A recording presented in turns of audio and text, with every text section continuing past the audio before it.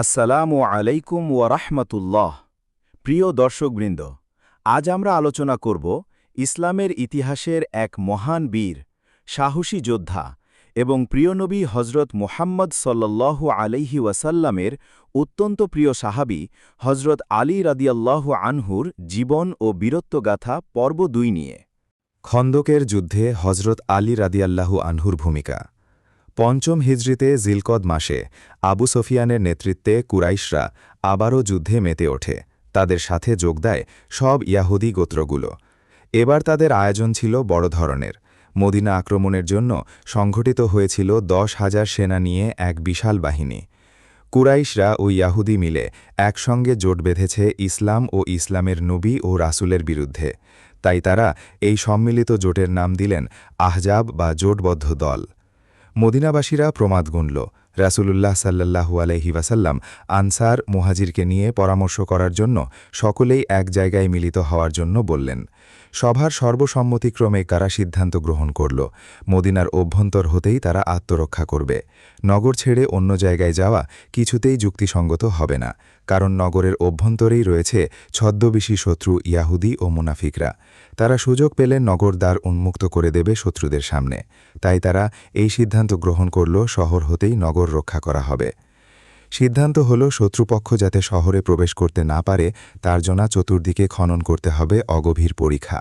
পরিখার আরবি প্রতিশব্দ হল খন্দক। মদিনার চতুর্দিকে পরিখা বা খন্দক কাটা হয়েছিল বলে এ যুদ্ধের নাম হয় খন্দকের যুদ্ধ। হজরত আলী রাদিয়াল্লাহু আনহু এই যুদ্ধে অসাধারণ বীরত্বের পরিচয় দিয়েছিলেন। মুসলিম পক্ষে কোনো এক মোড় সংগৃহীত হয়েছিল মাত্র ১,০০০ যোদ্ধা। তা হতে ৬০০কে নিয়োগ করা হয় শহর রক্ষার কাজে, বাকি সৈনিককে দেয়া হয় সে পরিখা পাহারায়। প্রথম দলের কাজ হল শহরের শান্তি ও শৃঙ্খলা স্থিতিশীল রাখা, আর দ্বিতীয় বা বৃহত্তম দলের সৈনিকদের দায়িত্ব দেয়া হল শত্রুপক্ষের প্রতি কড়া দৃষ্টি রাখা। এই যুদ্ধেও তিনি সে অসীম সাহসের পরিচয় দিয়েছিলেন, তার তুলনাও অপরিসীম। একদিন দেখা গেল কুরাইশ পক্ষীয় বীর আমর কিছু সংখ্যক অনুচর নিয়ে মদিনার পথে প্রবেশ করার জন্য অগ্রসর হচ্ছে। মুসলমানগণ এতে বিব্রত বোধ করেন। তখন হজরত আলী রাদিয়াল্লাহু আনহু মহাবীর শেরে খোদা কাল বিলম্ব না করে তার প্রসিদ্ধ তলোয়ার জুলফিকার হস্তে আমরের গতিরোধ করতে এগিয়ে গেলেন। সঙ্গে সঙ্গে আরও কিছু সংখ্যক সাহসী সৈনিক তার পিছু নিলেন।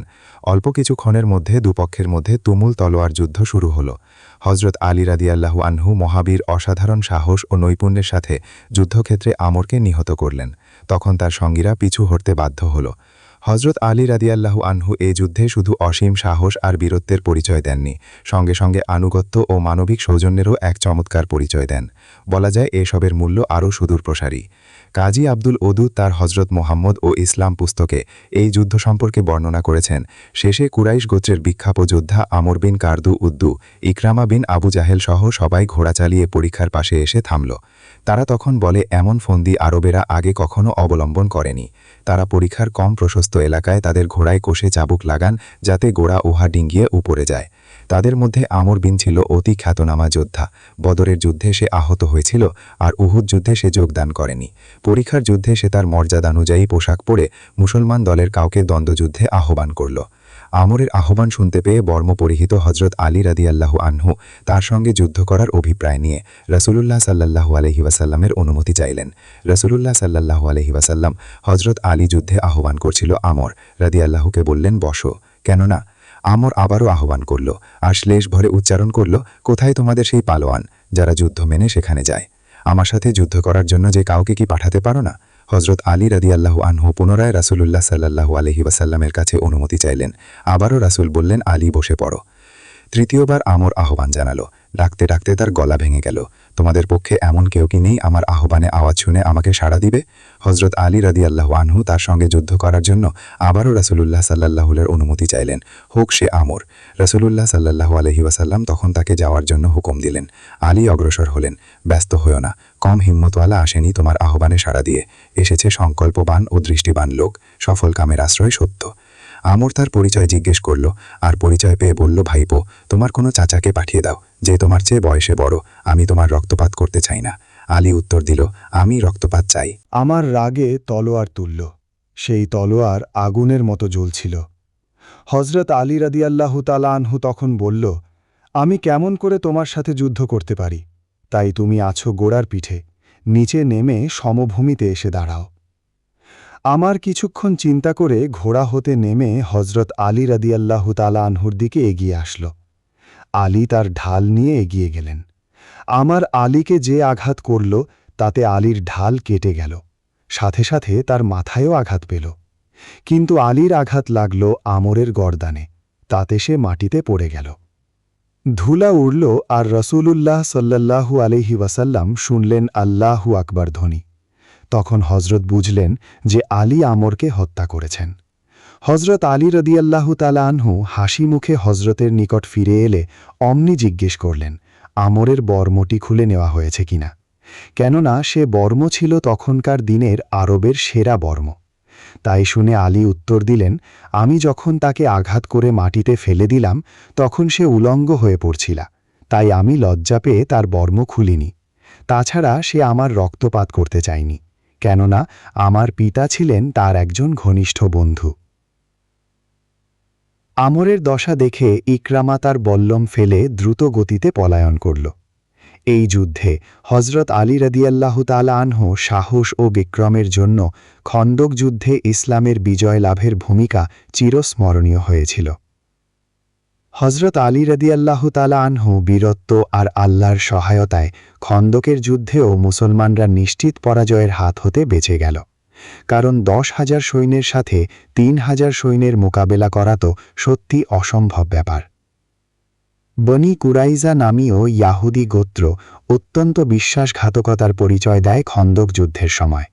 তাদের শায়েস্তা করার জন্য হজরত রসূলে করিম সাল্লাল্লাহু আলাইহি ওয়াসাল্লাম যে অভিযান পরিচালনা করে তখনও পতাকা বহনের দায়িত্ব দিয়েছিলেন হজরত আলী রাদিয়াল্লাহু তাআলা আনহুকে।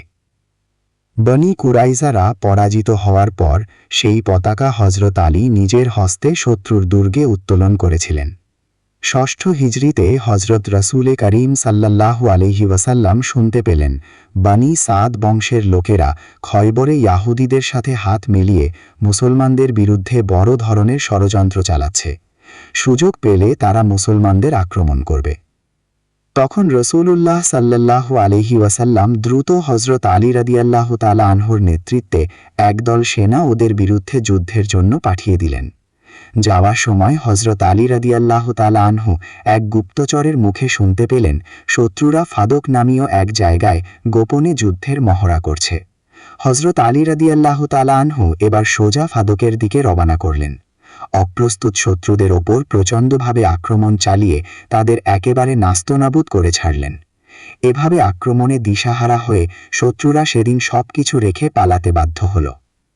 এই যুদ্ধে অনেক গনিমতের উট, দুম্বা, মেষ মুসলমানদের হস্তগত হয়েছিল, আর হাতের মুঠোয় এসেছিল প্রচুর পরিমাণে যুদ্ধের অস্ত্রশস্ত্র। হুদাইবিয়ার সন্ধি ও হজরত আলী রাদিয়াল্লাহু তাআলা আনহু। একদা রাসূলুল্লাহ সাল্লাল্লাহু আলাইহি ওয়াসাল্লাম সংকল্প করলেন মক্কা হতে হজ করে আসবেন। শুনে সাহাবীরাও আনন্দিত হয়ে উঠল। অনেকের মনে বাসনা জাগল রাসূলুল্লাহ সাল্লাল্লাহু আলাইহি ওয়াসাল্লামের সঙ্গী হওয়ার জন্য। 6ষ্ঠ হিজরি সনে জিলহজ মাসে 1500 সাহাবীদের নিয়ে রাসূলুল্লাহ সাল্লাল্লাহু আলাইহি ওয়াসাল্লাম হজ করার নিয়তে মদিনা হতে মক্কার দিকে অগ্রসর হলেন। মক্কা হতে মাত্র 5 কিলোমিটার দূরে হুদাইবিয়া নামক স্থানে পৌঁছে বিশ্বস্ত সূত্রে জানতে পারলেন কুরাইশরা তাদের মক্কা নগরে প্রবেশ করতে বাধা দেবে। যুদ্ধ ছাড়া মক্কার দিকে এক পাও অগ্রসর হতে পারবে না, এমনকি তারা তাকে এবং তার সঙ্গীদের মক্কা নগরে প্রবেশ করতে দিবে না। কিন্তু রাসূলুল্লাহ সাল্লাল্লাহু আলাইহি ওয়াসাল্লাম তো এবার যুদ্ধ ও বিবাদ করতে আসেননি, শুধু ধর্ম কাজেই এসেছেন। যুদ্ধের কোনো পরিকল্পনাও তার মধ্যে ছিল না। অধিকন্তু জিলহজ মাসে মক্কায় ও মক্কার আশেপাশে কেউ কখনো রক্তপাত করা এবং শত্রুদের বিরুদ্ধেও অস্ত্র ধারণ করে না। অতএব শান্তিপ্রিয় রাসূলুল্লাহ নিজেই সন্ধির প্রস্তাব পাঠালেন কুরাইশদের দলের নেতার কাছে। এই সন্ধি ইতিহাসে সম্মানজনক ছিল না। মুসলমানদের এবার হজ না করেই এখান থেকে মদিনা ফিরে যেতে হবে। আগামী বছর তারা হজ করার সুযোগ পাবে বটে, কিন্তু সঙ্গে কোনো হাতিয়ার বা অস্ত্র আনতে পারবে না। আত্মরক্ষার জন্য শুধু তলোয়ার আনবে, তাও রাখতে হবে কোষবদ্ধ। এই ছিল কুরাইশদের দাবি। স্বভাবতই সঙ্গী সাহাবীরা এমন সন্ধিপত্রে স্বাক্ষর করার বিরোধিতা করেছিলেন। কিন্তু শান্তির দূত আল্লাহর রাসূল উপস্থিত সাহাবীদের সব রকম বিরুদ্ধতা অগ্রাহ্য করে রাসূলুল্লাহ কুরাইশদের আরোপিত সব সন্ধি শর্তই মেনে নিলেন। সন্ধিপত্রের লেখক বা কাতিব ছিলেন হযরত আলী। প্রথমেই তিনি লিখলেন, বিসমিল্লাহির রহমানির রহিম, পরম দয়ালু ও করুণাময় আল্লাহর নামে আরম্ভ করছি। কুরাইশের প্রতিনিধি আপত্তি জানিয়ে বলল, রহমান রহিম বলে কোন আল্লাহ আছে তা আমরা জানি না, ওটা বাদ দিয়ে দাও। হযরত আলী রাদিয়াল্লাহু তাআলা আনহু ইতস্তত করতে লাগলেন। রাসূলুল্লাহ বললেন, কেটে কেন? হযরত আলী লিখলেন, আল্লাহর রাসূল মুহাম্মদের পক্ষ হতে।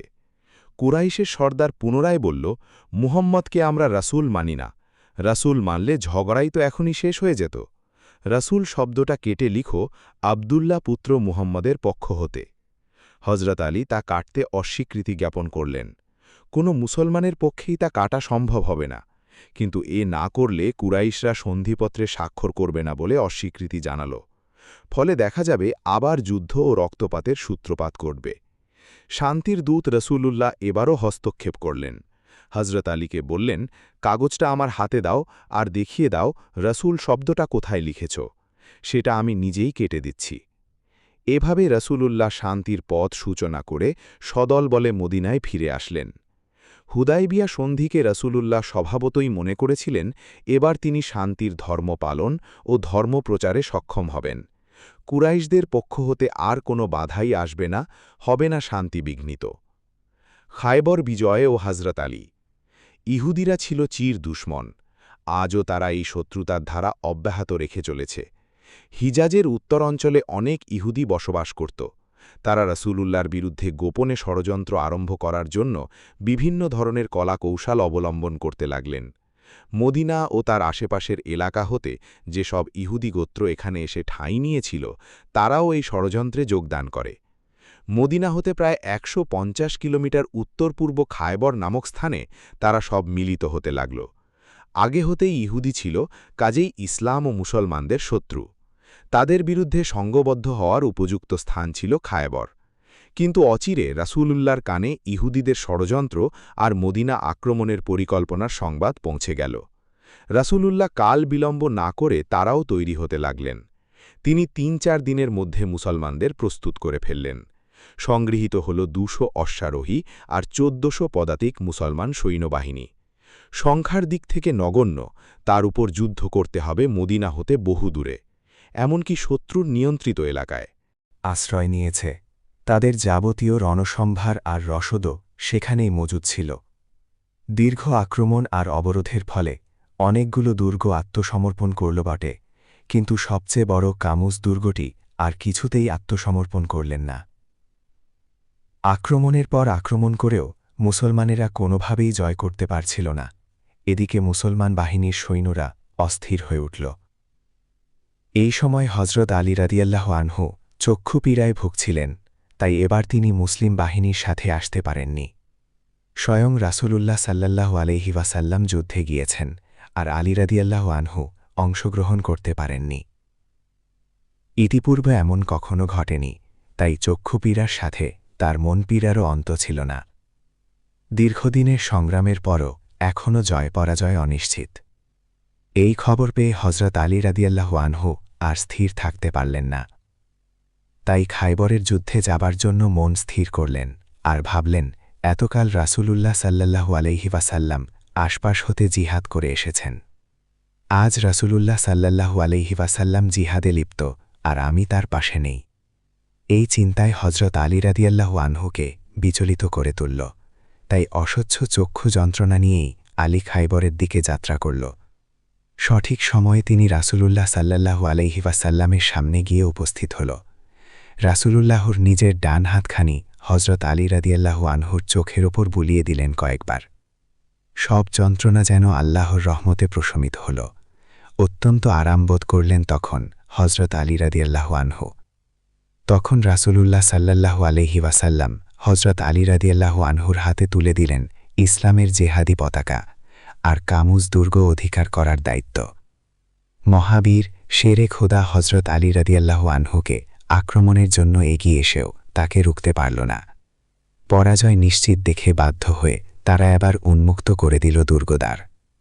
খাইবরের যুদ্ধে হজরত আলী রাদিয়াল্লাহু আনহু যে শৌর্য ও বীরত্ব প্রদর্শন করে ইতিহাসে বিরল দৃষ্টান্ত স্থাপন করেন, তার এই অলৌকিক কাহিনীও কিংবদন্তির আশ্রয়স্থল হয়েছে। খাইবরের যুদ্ধের কাহিনী অবলম্বন করে বাংলায় খয়বরের জঙ্গনামা কতিপয় পুঁথিকাব্য রচনা করা হয়েছে। হজরত আলী রাদিয়াল্লাহু আনহুকে আল্লাহর সিংহ উপাধি। 629 খ্রিস্টাব্দে মদিনা থেকে প্রায় 150 কিলোমিটার দূরে খাইবর নামক মরুভূমিতে বসবাসরত ইহুদিদের সঙ্গে মুসলমানদের একটি যুদ্ধ সংঘটিত হয়, যা খাইবরের যুদ্ধ নামে পরিচিত। এই যুদ্ধে মুসলিমরা বিজয়ী হয়। খাইবরে সুরক্ষিত কামুজ দুর্গ দখলের জন্য একাধিক একক দলে ভাগ হয়ে মুসলিমরা বেশ কিছু উদ্যোগ নিয়েছিল, তবে তাদের এই উদ্যোগ ব্যর্থ হয়েছিল। এই সময় নবী মুহাম্মদ সাল্লাল্লাহু আলাইহি ওয়াসাল্লাম আলী ইবনে আবি তালিবকে ডাকেন। সে সময় আলী রাদিয়াল্লাহু আনহু চোখের রোগে ভুগছিলেন। মুহাম্মদ সাল্লাল্লাহু আলাইহি ওয়াসাল্লাম তার চোখে থুথু দিয়ে তাকে এগিয়ে যেতে বললেন। আলী রাদিয়াল্লাহু ছিলেন প্রচণ্ড বলবান ও পরাক্রমশালী। তিনি দুর্গের কাছে পৌঁছলে ইহুদি সেনাদল দুর্গ থেকে বেরিয়ে এলো আর যুদ্ধ শুরু হল। যুদ্ধ চলাকালে আলী রাদিয়াল্লাহু তার ঢাল হারিয়ে ফেলেন। বিকল্প হিসেবে নিজেকে রক্ষা করার জন্য তিনি দেয়াল থেকে একটি দরজা তুলে নেন। বলা হয়ে থাকে, দরজাটি এতই ভারী ছিল যে পুনরায় একে এর গজায় বসানোর জন্য 8 জন লোক মিলে এটিকে তুলতে হয়েছিল। এই ঘটনার পর মহানবী তাকে আসাদুল্লাহ বা আল্লাহর সিংহ উপাধি দেন। মক্কা বিজয় ও হজরত আলী রাদিয়াল্লাহু আনহু। প্রিয় নবী রাসূলুল্লাহ সাল্লাল্লাহু আলাইহি ওয়াসাল্লাম মক্কা বিজয় করতে সংকল্প করলেন। তিনি বুঝলেন যে মক্কা বিজয় ছাড়া ইসলাম প্রচারে কিছুতেই পরিপূর্ণতা আসতে পারে না। মক্কা বিজয় শুধু রাসূলুল্লাহ সাল্লাল্লাহু আলাইহি ওয়াসাল্লামের জীবনে নয়, ইসলামের ইতিহাসেও এক গুরুত্বপূর্ণ ঘটনা। এই অভিযানেও হজরত আলী রাদিয়াল্লাহু আনহু শরীক হয়েছিলেন আর অবিস্মরণীয় ভূমিকা পালন করেছিলেন। তখন রমজান মাস, 8 হিজরির 18 রমজান। রাসূলুল্লাহ সাল্লাল্লাহু আলাইহি ওয়াসাল্লাম 10,000 মুসলিম বাহিনী নিয়ে মক্কা অভিমুখে যাত্রা করেন। প্রথম দিকে এই যুদ্ধে ইসলামের পতাকা বহন করেন সাদ বিন উবাইদা। তখন তিনি অত্যুৎসাহী ছিলেন যে রাস্তায় তিনি প্রায় সময়ই চিৎকার করতে লাগলেন, আজ মক্কায় ভীষণ রক্তপাতের দিন। এই রকম কথা রাসূলুল্লাহ সাল্লাল্লাহু আলাইহি ওয়াসাল্লামের আদেশ ও নির্দেশের পরিপন্থী, আর অকারণ রক্তপাত চিরকালই তার অপছন্দ। তাই তিনি কালবিলম্ব না করে সাদের হাত হতে পতাকা কেড়ে নিয়ে আবার ন্যস্ত করল হজরত আলী রাদিয়াল্লাহু আনহুর হাতে। শত্রুপক্ষ নিশ্চেষ্ট ছিল না, তারাও এগিয়ে এলো মুসলিম সৈন্যদের বাধা প্রদান করার জন্য।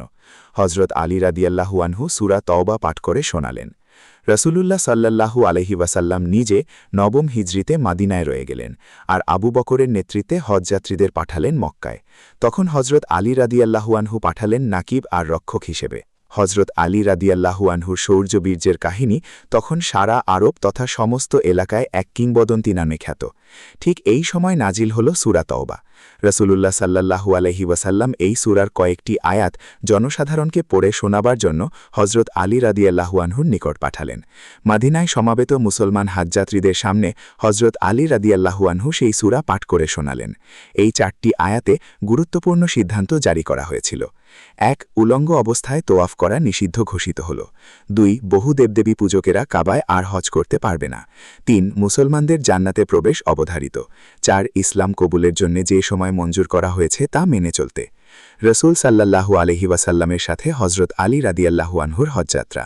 10 হিজরিতে ইসলামের বাণী প্রচারের জন্য রাসূলুল্লাহ সাল্লাল্লাহু আলাইহি ওয়াসাল্লাম কর্তৃক হজরত আলী রাদিয়াল্লাহু আনহুকে ইয়েমেনে নিয়োজিত করলেন। যাত্রার সময় রাসূলুল্লাহ সাল্লাল্লাহু আলাইহি ওয়াসাল্লাম বলে দিলেন, আক্রান্ত না হলে যেন কাউকে আক্রমণ না করা হয়। হজরত আলী রাদিয়াল্লাহু আনহুর প্রচার অভিযানও অত্যন্ত সফল হয়েছিল। সেখানকার ওমদান গোত্রের সবাই একদিনের মধ্যে ইসলামকে কবুল করে নিয়েছিল। রাসূলুল্লাহ সাল্লাল্লাহু আলাইহি ওয়াসাল্লাম ইহা শ্রবণ করে খুবই খুশি হয়েছিলেন। তাই রাসূলুল্লাহ সাল্লাল্লাহু আলাইহি ওয়াসাল্লাম এবার সবাইকে নিয়ে হজ যাত্রা করলেন। ইয়েমেন হতে ফিরে এসে হজরত আলী রাদিয়াল্লাহু আনহু নবী করিম সাল্লাল্লাহু আলাইহি ওয়াসাল্লামের সাথে সহযাত্রী হলেন। রাসূলুল্লাহ সাল্লাল্লাহু আলাইহি ওয়াসাল্লামের জীবনের শেষ হজ বা বিদায় হজ নামে ইতিহাসে খ্যাত। এই হজ ছিল রাসূল সাল্লাল্লাহু আলাইহি ওয়াসাল্লামের জীবনের শেষ হজ, তাই এই হজকে বিদায় হজ বলা হয়। বিদায় হজ আদায় করে 10ম হিজরিতে রাসূলুল্লাহ সাল্লাল্লাহু আলাইহি ওয়াসাল্লাম ফিরার পর তিনি অসুস্থ হয়ে পড়েন। এরপর হতেই তিনি দীর্ঘদিন বাঁচেননি, মাত্র 2.5 মাস বেঁচেছিলেন। 11 হিজরির 12 রাবিউল আউয়াল রোজ সোমবার তিনি ইহধাম ত্যাগ করেন। এই সময় হযরত আলী রাদিয়াল্লাহু আনহু তার শয্যা পাশে হাজির ছিলেন। মৃত্যুর অল্পক্ষণ আগেও রাসূলুল্লাহ সাল্লাল্লাহু আলাইহি ওয়াসাল্লামের মাথা ছিল হযরত আলীর কোলে, আর সেই অবস্থায় নির্গত হয় হযরত রাসূল কারীমের শেষ নিঃশ্বাস। হযরত আবু বকর ও হযরত উমর প্রমুখ প্রধান সাহাবীগণ যখন রাষ্ট্রীয় ব্যাপারে রাসূলুল্লাহ সাল্লাল্লাহু আলাইহি ওয়াসাল্লামের স্থলাভিষিক্ত নির্বাচনের আলোচনায় মশগুল, তখন হযরত আলী রাদিয়াল্লাহু আনহু রাসূলুল্লাহ সাল্লাল্লাহু আলাইহি ওয়াসাল্লামের কাফন দাফনের ইন্তেজামেই ছিলেন খুব ব্যস্ত। তিনি ছিলেন রাসূলুল্লাহ সাল্লাল্লাহু আলাইহি ওয়াসাল্লামের অত্যন্ত প্রিয় পাত্র ও স্নেহভাজন। এমনকি রাসূলুল্লাহ সাল্লাল্লাহু আলাইহি ওয়াসাল্লাম একবার বলেছিলেন, যে ব্যক্তি আমার বন্ধু সে আলীরও বন্ধু, আর যে আলীর বন্ধু সে আমারও বন্ধু। আহাব বা পরীক্ষার যুদ্ধে হজরত আলী রাদিয়াল্লাহু আনহু। 5ম হিজরির 627 ঈশাই মানে জিলকদ মাসে আবু সুফিয়ান আবার মদিনা আক্রমণ করার সংকল্প করার জন্য আরবের বহু গোত্র ও গোষ্ঠীকে একত্রিত করে। তাই এ যুদ্ধের নাম আহাব, অর্থাৎ গোষ্ঠীবদ্ধ জল। রাসূলুল্লাহ সাল্লাল্লাহু আলাইহি ওয়াসাল্লাম মদিনাকে রক্ষার্থে মদিনার দক্ষিণ দিকে খাল খনন করেছিলেন, তাই এ যুদ্ধকে পরীক্ষার যুদ্ধও বলা হয়। এ যুদ্ধকে কেন্দ্র করে কোরআনে একটি সূরাও অবতীর্ণ হয়, যার নাম সূরা আহজাব। রাসূলুল্লাহ সাল্লাল্লাহু আলাইহি ওয়াসাল্লাম মাত্র 3000-এর মতো সৈন্য নিয়ে কুরাইশদের বিশাল বাহিনীর বিরুদ্ধে অবতীর্ণ হন। এই সামান্য সৈন্য হতে হাজার খানেকের মতো নগর পাহারায় রেখে বাকি সৈন্যদেরকে পরীক্ষা পাহারায় নিযুক্ত করেন। পরীক্ষা পাহারা দলের প্রধান ছিলেন স্বয়ং আলী রাদিয়াল্লাহু আনহু। কুরাইশ বাহিনী সর্বতোভাবে চেষ্টা করে পরীক্ষা অতিক্রমের জন্য, এবং সে যুগের আরব বীর দুর্ধর্ষ আমর অশ্বযুগে পরীক্ষা পার হয়ে বারবার রণহুঙ্কার দিতে থাকে। এবার আলী রাসূলুল্লাহ সাল্লাল্লাহু আলাইহি ওয়াসাল্লামের অনুমতি প্রার্থনা করলে রাসূলুল্লাহ সাল্লাল্লাহু আলাইহি ওয়াসাল্লাম অপেক্ষা করতে বলেন, কেননা রাসূলুল্লাহ সাল্লাল্লাহু আলাইহি ওয়াসাল্লাম জানতেন আরবের বীরত্ব কতখানি, কত ব্যাপক। ওদিকে আমরের হুঙ্কার চলতেই থাকে। আলী আবার অনুমতি প্রার্থনা করলেন। তিনি একই উত্তর দিলেন। কিছুক্ষণ পরে আলী রাদিয়াল্লাহু আনহু আবার আমরের দর্পে অস্থির হয়ে রাসূলুল্লাহ সাল্লাল্লাহু আলাইহি ওয়াসাল্লামের কাছে অনুমতি প্রার্থনা করলে তিনি এবার অনুমতি দিলেন। রাসূলুল্লাহ সাল্লাল্লাহু আলাইহি ওয়াসাল্লাম লক্ষ্য করলেন আর কেউ আমরের মোকাবিলা করার জন্য অনুমতি ভিক্ষা করে কিনা, কিন্তু বারবার একমাত্র আলী ব্যতীত আর কেউ এগিয়ে আসেননি। কিছুক্ষণের মধ্যেই আলী রণাঙ্গনে হাজির হলেন। তখন আমর অশ্বের উপর আলী রাদিয়াল্লাহু আনহুকে দেখামাত্র ব্যঙ্গভরে বলে, তুমি তো ছেলে মানুষ, আমি তোমার সাথে লড়তে চাই না, অন্য কোনো বিখ্যাত বীরকে পাঠাও। আলী উত্তর দিলেন, হে আল্লাহ তাআলার দুশমন, আমি তোমার সাথে লড়তে চাই, ঘোড়া হতে নেমে এসো। আরও বিখ্যাত বীর আমর ঘোড়া হতে দর্পভরে অবতরণ করল। ভীষণ মল্লযুদ্ধ আরম্ভ হল। রাসূলুল্লাহ সাল্লাল্লাহু আলাইহি ওয়াসাল্লাম দুহিতা বিবি ফাতেমা যখন অশ্রু সজল নয়নে আল্লাহ তাআলার দরবারে বিজয় প্রার্থনা করছেন, কিছুক্ষণের মধ্যেই রাসূলুল্লাহ সাল্লাল্লাহু আলাইহি ওয়াসাল্লামের কর্ণগোচর হল।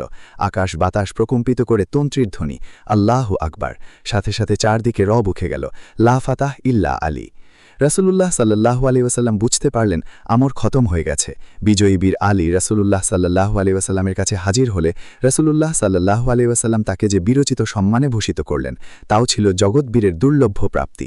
আলী রাদিয়াল্লাহু আনহু শুধু বীর আমরকেই হত্যা করেননি, হত্যা করলেন আবু সুফিয়ানের বিশাল 22,000 বাহিনীর মনোবলকে, চূর্ণ বিচূর্ণ করে দিলেন আবু সুফিয়ানের অহংকারকে। সমগ্র আরব যেন বুঝতে শিখল আলী রাদিয়াল্লাহু আনহু শক্তি, সত্যিই আসাদুল্লাহ। বনু কুরাইজা ও হযরত আলী রাদিয়াল্লাহু আনহু। ইতিমধ্যেই বনু নাজির ও বনু কাইনুকা আপন দুষ্কর্মের জন্য মদিনা থেকে বিতাড়িত হয়েছিল। এবার বনু কুরাইজাদের পালা। বনু কুরাইজারা রাসূলুল্লাহ সাল্লাল্লাহু আলাইহি ওয়াসাল্লামের সাথে চুক্তিতে আবদ্ধ ছিল। সে চুক্তি বলে তারা মদিনাতে থাকার অধিকার ছিল, কিন্তু হতভাগ্য কুরাইজাগণ পরীক্ষার যুদ্ধে ভীষণ বিশ্বাসঘাতকতার পরিচয় দেয়। যখন আবু সুফিয়ান সদল বলে মদিনা আক্রমণ করতে উদ্যত, তখন রাসূলুল্লাহ সাল্লাল্লাহু আলাইহি ওয়াসাল্লাম তাদের স্মরণ করে দিলেন চুক্তির কথা, কিন্তু তারা অন্য পথ অবলম্বন করল। মুসলমানগণ এই সময় তাদের এই বিশ্বাসঘাতকতায় ভীষণ বিপদের সম্মুখীন হলেন। নিরুপায় রাসূলুল্লাহ সাল্লাল্লাহু আলাইহি ওয়াসাল্লাম এদের বিরুদ্ধে আপন সামান্য সংখ্যক লোকদের নিয়েই আল্লাহ তাআলার সাহায্যে বিজয়ী হলেন। অতঃপর রাসূলুল্লাহ সাল্লাল্লাহু আলাইহি ওয়াসাল্লাম কাল বিলম্ব না করে বনু কুরাইজাদের বিরুদ্ধে অভিযান চালানোর নির্দেশ দেন। এই অভিযানের প্রধান ব্যক্তি ছিলেন শেরে খোদা হযরত আলী রাদিয়াল্লাহু আনহু। সিংহ বিক্রমে আলী হাজির হলেন কুরাইজাদের দ্বারপ্রান্তে। তখন কুরাইজাগণ হতবিহ্বল ও কিংকর্তব্য বিমূঢ়। তখন তাদের সম্মুখে আত্মসমর্পণ ব্যতীত অন্য কোনো পথ ছিল না। তারা রাসূলুল্লাহ সাল্লাল্লাহু আলাইহি ওয়াসাল্লামের কাছে আত্মসমর্পণ করল এবং প্রার্থনা করল তাদের বিচার হোক তাদেরই একজনের দ্বারা। রাসূলুল্লাহ সাল্লাল্লাহু আলাইহি ওয়াসাল্লাম তাই করলেন। এভাবে সাদ বিন মাআজেরই বিচারে মদিনা চিরতরে ইহুদি মুক্ত হল। বনি সাদ ও হজরত আলী রাদিয়াল্লাহু তাআলা আনহু। ষষ্ঠ হিজরি ৬২৮ ইসাই শাবান মাস রাসূলুল্লাহ সাল্লাল্লাহু আলাইহি ওয়াসাল্লাম অবগত হলেন যে বনি সাদ গোত্রের লোকেরা গোপনে খাইবরের ইহুদিদের সাথে মিলিত হয়ে মুসলমানদের বিরুদ্ধে ভীষণ ষড়যন্ত্র লিপ্ত হয়েছে।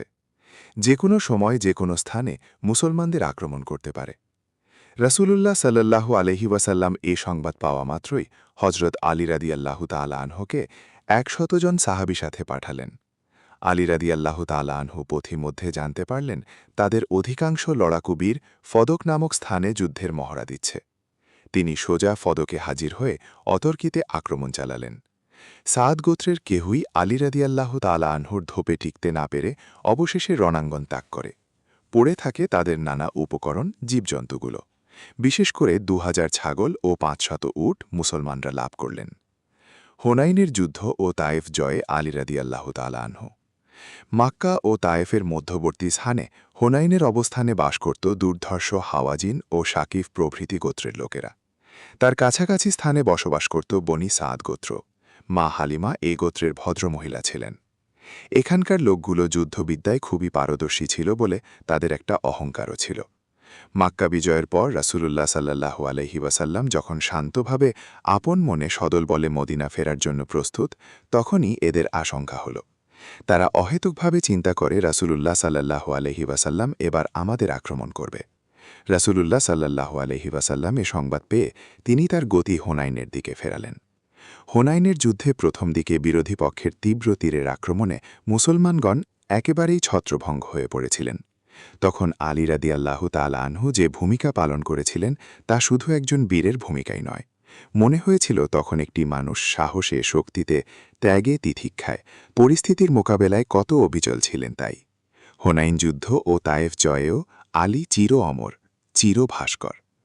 তাবুক অভিযানকালে মদিনা রক্ষণাবেক্ষণ।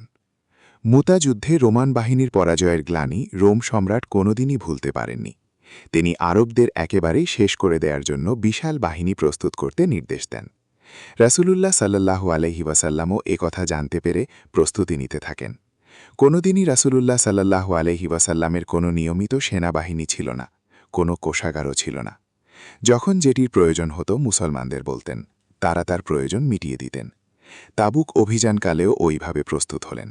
অভিযানকালে আলী রাদিয়াল্লাহু তাআলা আনহুকে ডাকলেন, তুমি মাদিনার রক্ষণাবেক্ষণের জন্য এখানে থাকবে, কেননা আমি অভিযানের সাথেই থাকছি। প্রথম দিকে বীর আলী অবশ্য একটু মন ক্ষুণ্ণ হলেন। অতপর রাসূলুল্লাহ সাল্লাল্লাহু আলাইহি ওয়াসাল্লাম যখন আলী রাদিয়াল্লাহু তাআলা আনহুকে বললেন, তোমার সাথে আমার সম্পর্ক নবিসার সাথে হারুনের মতো, তখন আলী রাদিয়াল্লাহু তাআলা আনহু সন্তুষ্ট হলেন। রাসূলুল্লাহ সাল্লাল্লাহু আলাইহি ওয়াসাল্লামের বিশেষ দূতরূপে আলী রাদিয়াল্লাহু তাআলা আনহু। নবম হিজরি ৬৩১ ইসাই। ইসলামের পূর্বেও মাক্কাতে হজ প্রথার প্রচলন ছিল, কিন্তু সেটা ইসলামের নিয়ম নীতি মোতাবেক ছিল না।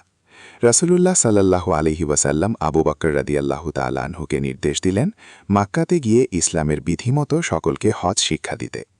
তার নির্দেশ মতো আবু বকর ৩০০ হজযাত্রীর সাথে মাক্কা যাত্রা করলেন। এ দলে ছিলেন বিশিষ্ট সাহাবা সাদ বিন আবি ওয়াক্কাস, আব্দুর রহমান বিন আউফ এবং আবু হুরাইরা রাদিয়াল্লাহু তাআলা আনহু প্রমুখ। তাদের যাত্রার পর কোরআন শরীফের একটি নতুন সূরা অবতীর্ণ হল, সূরা বায়াত তওবা। তাতে হজ সম্পর্কে বিশেষ কিছু নির্দেশাবলী ছিল। কিছু সাহাবা রাসূলুল্লাহ সাল্লাল্লাহু আলাইহি ওয়াসাল্লামকে অনুরোধ করলেন এ নবাগত সূরাটি আবু বকরের নিকট পাঠিয়ে দিতে পারলে ভালো হতো। রাসূলুল্লাহ সাল্লাল্লাহু আলাইহি ওয়াসাল্লাম বললেন, না, শুধু পাঠায়ে দিলেই চলবে না, এমন একজন মানুষকে পাঠাতে হবে যে এ বিষয়ে সুযোগ্য ব্যক্তি। সে নিজেই সকলকে শোনাবে। অতপর রাসূলুল্লাহ সাল্লাল্লাহু আলাইহি ওয়াসাল্লাম একটি নির্দেশনামা লেখালেন এবং আলী রাদিয়াল্লাহু আনহুকে ডেকে বললেন, তুমি আবু বকর রাদিয়াল্লাহু আনহুর পশ্চাৎগামী হও এবং হজ্জের দিন সকলকে এ সূরা উতুবা পাঠ করে শোনাবে, আর আমার দেয়া নির্দেশটিও ঘোষণা করবে। অতপর আলী রাদিয়াল্লাহু আনহু রাসূলুল্লাহ সাল্লাল্লাহু আলাইহি ওয়াসাল্লামের আজবা নামক দ্রুতগামী উটের উপর আরোহণ করে আজু নামক স্থানে আবু বকরের সাথে বিলিত হলেন।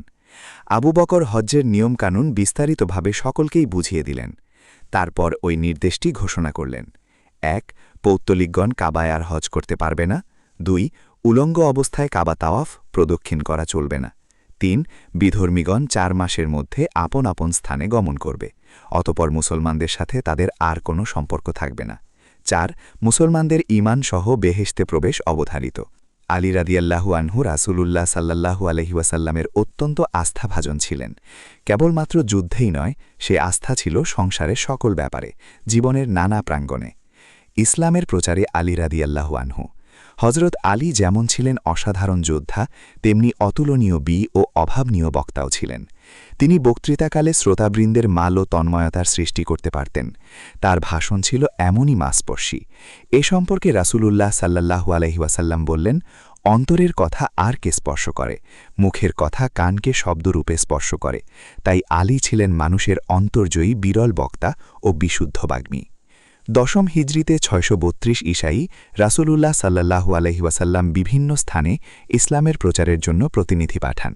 ইয়ামেনে পাঠিয়েছিলেন খালিদ বিন ওয়ালিদ রাদিয়াল্লাহু আনহুকে। তিনি 2 মাস চেষ্টা করেও ভালো ফল লাভ করতে না পারায় রাসূলুল্লাহ সাল্লাল্লাহু আলাইহি ওয়াসাল্লাম আলী রাদিয়াল্লাহু আনহুকে ইয়ামেনে পাঠাতে মনস্থ করলেন। রাসূলুল্লাহ সাল্লাল্লাহু আলাইহি ওয়াসাল্লাম আলী রাদিয়াল্লাহু আনহুকে প্রস্তাব দেয়া মাত্রই আলীর মনে একটু দ্বিধার সঞ্চার হল। তিনি কি কৃতকার্য হতে পারবেন? তখন রাসূলুল্লাহ সাল্লাল্লাহু আলাইহি ওয়াসাল্লাম আলীর ভাবনার কারণ বুঝতে পেরে বললেন, হে আলী, তুমি চিন্তা করো না, আল্লাহ তোমাকে সফল কাম করবেন। অতপর রাসূলুল্লাহ সাল্লাল্লাহু আলাইহি ওয়াসাল্লাম আলীর বক্ষে হাত রেখে আল্লাহ তাআলার কাছে দোয়া করলেন। সাথে সাথে আলীর অন্তরের আলো যেন শতগুণে উদ্ভাসিত হয়ে উঠল। অতপর রাসূলুল্লাহ সাল্লাল্লাহু আলাইহি ওয়াসাল্লাম স্বহস্তে আলীর মাথায় পাগড়ি বেঁধে দিলেন, হাতে দিলেন একটি কাল পতাকা, সাথে দিলেন 300 সাহাবা। কর্মবীর আজ মহান ধর্মবীরে পরিণত হলেন। অতপর রাসূলুল্লাহ সাল্লাল্লাহু আলাইহি ওয়াসাল্লাম আলীকে কিছু উপদেশ বা নির্দেশ দিলেন। অতপর আলী রাসূলুল্লাহ সাল্লাল্লাহু আলাইহি ওয়াসাল্লামের প্রাণ ভরা দোয়া মাথায় নিয়ে আল্লাহকে স্মরণ করে বাহির হলেন। ইয়ামেনের বিখ্যাত গোষ্ঠী ছিল হামদান। তারা সকলেই ইসলাম কবুল করার পর ইয়ামেনবাসী ইসলাম কবুল করল। আলী বিপুল বিজয়ে ভূষিত হলেন। রাসূলুল্লাহ সাল্লাল্লাহু আলাইহি ওয়াসাল্লামের আশা আকাঙ্ক্ষা ও দোয়া ব্যর্থ যায়নি। বিদায় হজে আলী রাদিয়াল্লাহু আনহু। এটাই রাসূলুল্লাহ সাল্লাল্লাহু আলাইহি ওয়াসাল্লামের জীবনের শেষ হজ। প্রায় লক্ষাধিক হজযাত্রী রাসূলুল্লাহ সাল্লাল্লাহু আলাইহি ওয়াসাল্লামের সাথী হওয়ার সুযোগ পেলেন। সেখানে আলী রাদিয়াল্লাহু আনহু ছিলেন নিকটতম সাথী। খেতে উঠতে বসতে আলী ছিলেন রাসূলুল্লাহ সাল্লাল্লাহু আলাইহি ওয়াসাল্লামের ডানে বায়ে। আলী রাদিয়াল্লাহু আনহু রাসূলুল্লাহ সাল্লাল্লাহু আলাইহি ওয়াসাল্লামের দ্বারা সম্পূর্ণভাবে প্রভাবান্বিত হয়েছিলেন। রাসূলুল্লাহ সাল্লাল্লাহু আলাইহি ওয়াসাল্লাম জীবনের সর্বক্ষেত্রেই আন্তরিক সহযোগিতা পেয়েছিলেন আলী রাদিয়াল্লাহু আনহুর কাছ থেকে। আলী রাদিয়াল্লাহু আনহু পেয়েছিলেন রাসূলুল্লাহ সাল্লাল্লাহু আলাইহি ওয়াসাল্লামের চরম নৈকট্য ও নিবিড় ভালোবাসা। পেয়েছিলেন, তা ছিল তার জীবনের সর্বাপেক্ষা বড় আঘাত। প্রকৃতপক্ষে হযরত আলী রাদিয়াল্লাহু আনহুর কর্মক্ষমতা সেদিন হতেই ক্ষীণ হতে বলেছিল। তার পরপরই হযরত ফাতেমা রাদিয়াল্লাহু আনহুর বিচ্ছেদ তাকে আরও অধিক দুর্বল এবং নিস্তেজ করে তার মনোবলও ভেঙে পড়েছিল। রাসূলুল্লাহ সাল্লাল্লাহু আলাইহি ওয়াসাল্লামের রোগ হতে ইন্তেকাল পর্যন্ত হযরত আলী রাদিয়াল্লাহু আনহু ছায়ার ন্যায় তার সাথে সাথে ছিলেন। 11 হিজরি সনের 12ই রবিউল আউয়াল রোজ সোমবার রাসূলুল্লাহ সাল্লাল্লাহু আলাইহি ওয়াসাল্লামের শারীরিক অবস্থা খুবই খারাপ দেখা গিয়েছিল। হযরত আলী রাদিয়াল্লাহু আনহু কল্পনাও করতে পারেননি যে সত্যিই রাসূলুল্লাহ সাল্লাল্লাহু আলাইহি ওয়াসাল্লাম তাদেরকে ছেড়ে যাবেন। তাই লোকে রাসূলুল্লাহ সাল্লাল্লাহু আলাইহি ওয়াসাল্লামের শারীরিক অবস্থার কথা জিজ্ঞেস করলে তিনি ভালো আছেন বলে উত্তর দিতেন। হযরত আব্বাস রাদিয়াল্লাহু আনহু বলছেন, আব্দুল মুত্তালিবের সন্তানদের চেহারা মৃত্যুকালে কীরকম হয় তা আমার জানা আছে। চল রাসূলুল্লাহ সাল্লাল্লাহু আলাইহি ওয়াসাল্লামের কাছে গিয়ে জিজ্ঞেস করি যে আপনার স্থলাভিষিক্ত কে হবে। হযরত আলী রাদিয়াল্লাহু উত্তর দিলেন, আমি জিজ্ঞেস করব না, কারণ যদি তিনি অস্বীকার করেন তাহলে আমার আশা ছাই হয়ে যাবে। সেদিনই রাসূলুল্লাহ সাল্লাল্লাহু আলাইহি ওয়াসাল্লামের ইন্তেকাল হল। তথ্যসূত্র বুখারী। রাসূলুল্লাহ সাল্লাল্লাহু আলাইহি ওয়াসাল্লামের ইন্তেকালের পর কাফন দাফনের সমুদায় কাজ হযরত আলী রাদিয়াল্লাহু আনহু এবং হযরত আব্বাস রাদিয়াল্লাহু আনহুর 2 ছেলে সমাধা করেন। জানাজার নামাজ আরম্ভ হলে প্রথমে পরিবারবর্গ এ শুভ কাজ আদায় করেন। তারপর মহিলা এবং ছেলেরা নামাজ আদায় করেন। তারপর সমস্ত মুসলমান দলে দলে নামাজ আদায় করেন। পুরা একদিন এবং এক রাত্রি কেবল জানাজায় নামাজ আদায় করতেই অতিবাহিত যায়। হযরত তাহলা রাদিয়াল্লাহু আনহু কবর খনন করলেন। হযরত আলী রাদিয়াল্লাহু আনহু, হযরত আব্বাস রাদিয়াল্লাহু আনহু এবং তার 2 ছেলে লাশ মোবারক কবরে রাখলেন। রাসূলুল্লাহ সাল্লাল্লাহু আলাইহি ওয়াসাল্লামের পবিত্র মুখ মোবারক হতে কাফন খুলে সকলেই শেষবারের মতো দেখলেন। হজরত আলী রাদিয়াল্লাহু আনহু বলেন, আমার মাতা পিতা আপনার নামে উৎসর্গিত হন। আপনার দেহ কতই না কোমল এবং সুগন্ধময়। অতপর আলী রাদিয়াল্লাহু রাসূলুল্লাহ সাল্লাল্লাহু আলাইহি ওয়াসাল্লামের পবিত্র মুখের দিকে তাকালেন। রাসূলুল্লাহ সাল্লাল্লাহু আলাইহি ওয়াসাল্লাম বন্ধ চোখের ওপরে কয়েক ফোঁটা পানি জমা ছিল। হজরত আলী রাদিয়াল্লাহু মুখ দিয়ে তা চুষে নিলেন। রাসূলুল্লাহ সাল্লাল্লাহু আলাইহি ওয়াসাল্লামের পবিত্র কবর কাঁচা ইট দ্বারা ঢেকে দেয়া হল। সবাই মাটি দেয়ার আশা পূরণ করলেন। অবশেষে পানি ছিটানোর শুভ কাজটি হজরত বিলাল রাদিয়াল্লাহুর হাতেই সমাধা হয়। বুখারী শরীফ, ইবনে সাদ, তাবারি। হজরত ফাতেমা রাদিয়াল্লাহু আনহুর ইন্তেকাল। রাসূলুল্লাহ সাল্লাল্লাহু আলাইহি ওয়াসাল্লামের ইন্তেকালের পর তার প্রাণাধিক প্রিয়তমা কন্যা হজরত আলী রাদিয়াল্লাহু আনহুর স্ত্রী ফাতেমা রাদিয়াল্লাহু যে নিদারুণভাবে বেদনাহত হয়েছিলেন, সমগ্র আরবে তার কোনো নজির ছিল না। আলী রাদিয়াল্লাহু এই জীবনে যাকে পিতার ঊর্ধ্বে দেখতেন, সে রাসূলুল্লাহ সাল্লাল্লাহু আজ আর নেই। সেই দিক থেকে তিনিও কম ব্যথিত নন। অধিকন্ত স্ত্রী ফাতেমার শারীরিক ও মানসিক অবস্থা তাকে দারুণভাবে বিব্রত করে তুলেছিল। আবার পাশে ছিল 4টি নাবালক পুত্রকন্যা এবং পরিবারে ছিল ভীষণ অভাব অভিযোগ। এ মারাত্মক পরিস্থিতিতে আলী রাদিয়াল্লাহু দাঁড়িয়েছিলেন। রাসূলুল্লাহ সাল্লাল্লাহু আলাইহি ওয়াসাল্লামের ইন্তেকালের পর একটানা 3 সপ্তাহ হজরত ফাতেমা না খেয়ে অনাহার অনিদ্রায় তার রাওজা শরীফে সদাই পড়ে থাকতেন। ফলে তার শরীর অত্যন্ত দুর্বল হয়ে পড়ে, মাথা ঘুরতে আরম্ভ করল। এ মাথায় ঘোরা আর বন্ধ হয়নি তার জীবনের শেষ দিন পর্যন্ত। ফলে রাওজা শরীফে যাওয়া প্রায় বন্ধ হয়। বাড়িতে অসুস্থ অবস্থায় পরলোকগত পিতার একটি চাদরকে সদাই মাথাতে ও হাতে রাখতেন। তিনি কোনো ক্রমেই পিতৃশোককে ভুলতে পারেননি, যদিও আলীরা যথাসাধ্য চেষ্টা করতেন তাকে সান্ত্বনা দিতে। এভাবে কিছুদিন অতিবাহিত হলে হজরত ফাতেমা রাদিয়াল্লাহু আনহা আর থাকতে না পেরে স্বামীকে অনুরোধ করলেন তাকে একবার রওজা শরীফে নিয়ে যাওয়ার জন্য। তিনি তাই করলেন। হজরত ফাতেমা রাদিয়াল্লাহু আনহা রওজাতে দীর্ঘক্ষণ অপেক্ষা করার পর আবার স্বামীর সাথে বাড়ি ফিরে এলেন। তখন তিনি বুঝতে পেরেছিলেন জীবনপ্রদীপ নিভতে আর বেশি দেরি নেই। এরই মধ্যে আলী রাদিয়াল্লাহু আনহু একদিন কোনো বিশেষ কাজে বাইরে গেলেন। হজরত ফাতেমা তার চরম দুর্বলতাকে উপেক্ষা করেই স্বামী ও বাচ্চাদের কাপড়গুলো নিজ হাতে ধুয়ে ওগুলো দড়িতে শুকাচ্ছেন। ওই জরাজীর্ণ শরীরে নিজ হাতে জাঁতা ঘুরিয়ে কিছু আটা তৈরি করছেন। এমন সময় স্বামী বাড়ি ফিরে অতি দুর্বল ফাতেমার এসব কাজ দেখে হতবম্ব হয়ে পড়লেন। জিজ্ঞাসা করলেন, ফাতেমা, এসব কি করছ এবং কেন এ অবস্থায় জাঁতা ঘোরাচ্ছ? স্বামীর এ প্রশ্নে হজরত ফাতেমা কিছুক্ষণ চুপ থেকে পরে মুখ খুললেন। গতকাল রাতে আমি আমার পিতাকে স্বপ্নে দেখি। মনে হলো তিনি যেন কার অপেক্ষায় আছে। আমি তাকে বললাম, আপনার বিয়োগ ব্যথা আমাকে অস্থির করে তুলেছে। তিনি বললেন, আমি তোমাকে নিতে এসেছি। তুমি ওঠো এবং ছেলে মেয়েদের আল্লাহ তাআলার হাতে শপথ করো। আমার মনে হচ্ছে আমার মৃত্যু নিকটবর্তী। তাই আমি আমার জীবনের শেষবারের মতো ছেলে মেয়েদের গোসল করাবার জন্য মাটি গুলেছি, তাদের কাপড়গুলো ধুয়েছি তাদের শেষবারের মতো পরাবার জন্য। আপনারও কাপড় ধুয়েছি জীবনের মতো, আর কোনো দিন হয়তো ধোয়ার সুযোগ পাব না। আটা পিষেছি ছেলে মেয়েদের ও আপনাকে জীবনের মতো একবার নিজ হাতে খাওয়াবার জন্য। কথা শোনার সাথে সাথে আলী রাদিয়াল্লাহু আনহুর শরীর একেবারেই অবশ হয়ে গেল। অতঃপর হজরত ফাতেমা পুত্রদ্বয় ইমাম হাসান ও হোসেন অত্যন্ত স্নেহভরে জড়িয়ে ধরে বললেন, বাছা, তোমরা তোমাদের নানা জানের রওজা শরীফে গিয়ে জিয়ারত করো এবং আমার জন্য মাগফিরাত চাও। পুত্রদ্বয় মায়ের কথানুযায়ী রওজা শরীফে যাওয়া মাত্র শুনতে পেলেন, হে হাসান হোসেন, তোমরা তাড়াতাড়ি বাড়ি যাও। তোমাদের মা আর বেশিক্ষণ দুনিয়াতে থাকবে না, তোমরা তার পাশে থাকো। এ গায়েবী কথা উচ্চারণ হওয়ার সাথে সাথে 2 ভাই বাড়ি ফিরলেন। মা জিজ্ঞাসা করলেন, এত তাড়াতাড়ি ফিরে এলে কেন? তখন উত্তরে তারা ওই ঘটনার কথা বললেন। তখন মা বুঝতে পারলেন জীবন প্রদীপ নির্বাণ লাভ করতে আর বেশি দেরি নেই। এরপর আপন স্বামীকে ডেকে বললেন, হে শিশু জীবনের খেলার সাথী, বাল্যকালের বন্ধু, যৌবনের স্বামী, আমার জীবন সন্ধ্যা সমাগত। আমি বিদায় বেলায় আপনাকে 3টি কথা বলে যাচ্ছি। 1, আমার সমস্ত ভুল ত্রুটি মার্জনা করে দেবেন। 2, আমার দাফন রাত্রিকালেই শেষ করবেন, আমার লাশ যেন অন্য লোক স্পর্শ না করে। 3, আমার বাচ্চাদের প্রতি নজর রাখবেন, কেননা আজ তারা মা হারা হবে, আর কোনো দিন পাবে না তারা মায়ের স্নেহ, মায়ের বুক ভরা দরদ, মায়ের প্রাণ ভরা ভালোবাসা, মায়ের প্রাণ উজাড় করা সোহাগ। আজ হারাবে তারা মায়ের কোল, মায়ের চুম্বন, মায়ের আহ্লাদ, মায়ের আদর, মায়ের প্রাণ জুড়ানো কত শত, কত কি। হজরত আলী এ সমস্ত কথা শুনে নিজেকে আর স্থির রাখতে পারলেন না। তার সরল প্রাণ শিশুর মতো কেঁদে উঠল।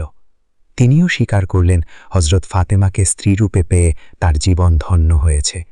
ফাতেমার বহু গুণাবলীর জন্য তিনি অকপট চিত্তে বারবার তার প্রশংসা করে আপন দুর্বলতা ও আপন অক্ষমতা ও আপন গরিবীর জন্য বারবার ক্ষমা চাইলেন। এরূপই ছিল মহাসাধক ও মহাসাধ্যী জীবন যুগলের মহাজীবনের শেষ লগ্ন।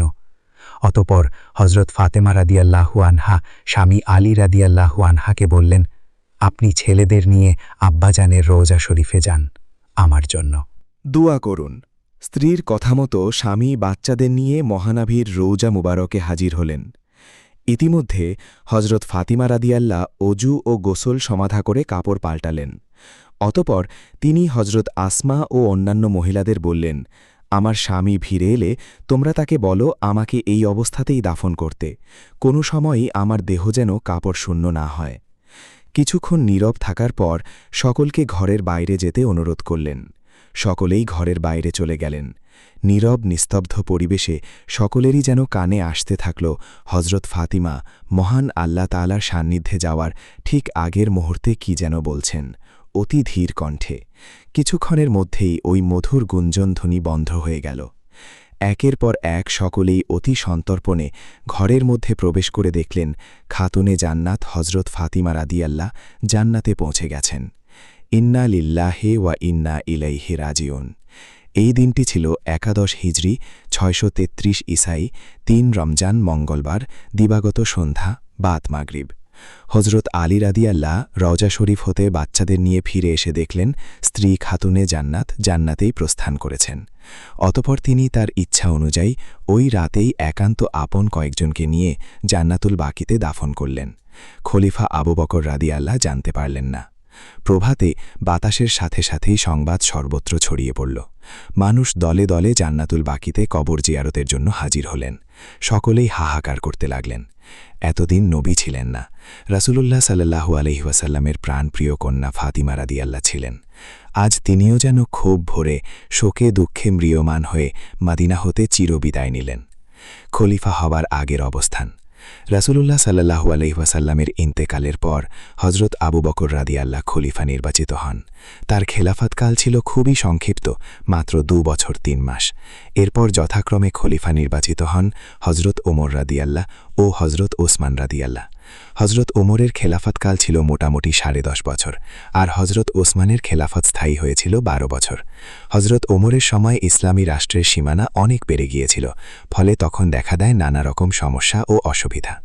আর এই সময়কার পরিস্থিতি অত্যন্ত প্রকট আকার ধারণ করেছিল। সেই পটভূমি জানা না থাকলে হজরত আলীর খেলাফাতের যথাযথ মূল্যায়ন করা সম্ভব হবে না। শিয়ারা যে বলেন হজরত আলী রাদিয়াল্লাহের পূর্ববর্তী 3 খলিফা খেলাফাতের হকদার ছিলেন না, তারা অনেকটা অবৈধ খলিফা হয়েছিলেন। যেহেতু তারা রাসূলুল্লাহ সাল্লাল্লাহু আলাইহি ওয়াসাল্লামের এই মতবাদ ভ্রান্ত। স্বয়ং রাসূলুল্লাহ সাল্লাল্লাহু আলাইহি ওয়াসাল্লামের মতামতের রাসূলুল্লাহ সাল্লাল্লাহু আলাইহি ওয়াসাল্লাম নিজেই বলেছেন, আম্বিয়াদের কোনো 2 থাকতে পারে না। আমি নবী, আমি যেমন কারো নয়, সুতরাং আমরাও কেউ ওয়ারিশ নেই। রাসূলুল্লাহ সাল্লাল্লাহু আলাইহি ওয়াসাল্লামের ওফাতের পর হজরত আব্বাস ও আবু সুফিয়ান হজরত আলী রাদিয়াল্লাহকে খলিফা করতে বলেছিলেন, কিন্তু হজরত আলী রাদিয়াল্লাহ নিজেই সেই প্রস্তাব প্রত্যাখ্যান করে দিয়েছিলেন অত্যন্ত দৃঢ়তার সাথে। পূর্ববর্তী 3 খলিফাই সব জটিল ব্যাপারে তার পরামর্শ গ্রহণ করতেন, কিন্তু সর্বতোভাবে সহযোগিতা করেছেন। সকলের সাথে হজরত ওমরের মৃত্যুর আগের যে 6 জনকে নিয়ে নির্বাচক মণ্ডলী ঘোষণা করেছিলেন, তার একজন ছিলেন হজরত আলী রাদিয়াল্লাহ।